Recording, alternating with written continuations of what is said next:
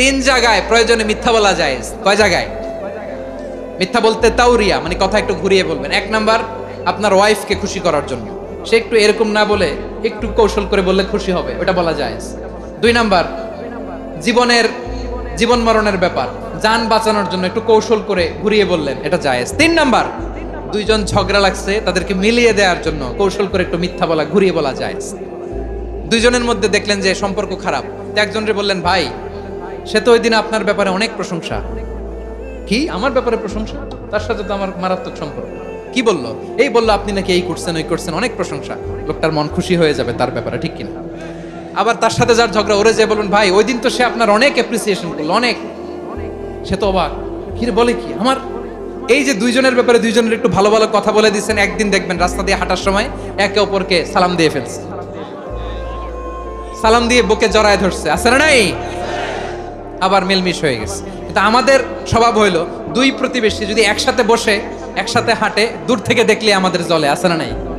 ঘটনা কি? এই দুইটার মধ্যে এত মিল কে? এই দুইটার মধ্যে গিরিঙ্গি লাগানো যায় কিভাবে? হ্যাঁ, এই বন্ধুত্ব, ফ্রেন্ডশিপ নষ্ট করা যায় কিভাবে? এরকম মানসিকতা সবার না, আমাদের অনেকের মধ্যে আছে না নাই? আল্লাহর কাছে তওবা করেন, এই মানসিকতার যেন আমরা না হই, আমরা মিলিয়ে দিব।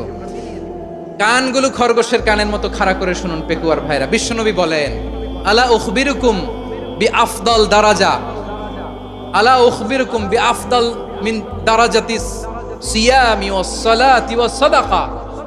হে আমার উম্মতেরা, নামাজ, রোজা, দান, দেখেন নামাজ, রোজা, দানের চেয়েও বড় কোনো শ্রেষ্ঠ ইবাদতের কথা আমি কি তোমাদের বলবো না? সাহাবারা তো অবাক, বলে কি নামাজের চেয়ে বড় ইবাদত, রোজার চেয়ে বড়, দান করার চেয়ে বড় ইবাদত?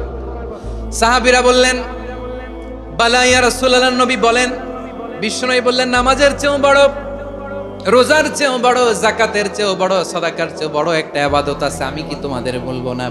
সাহাবারা বললেন, ইয়া রাসূলুল্লাহ, বালা, অবশ্যই বলবেন, সেটা কি?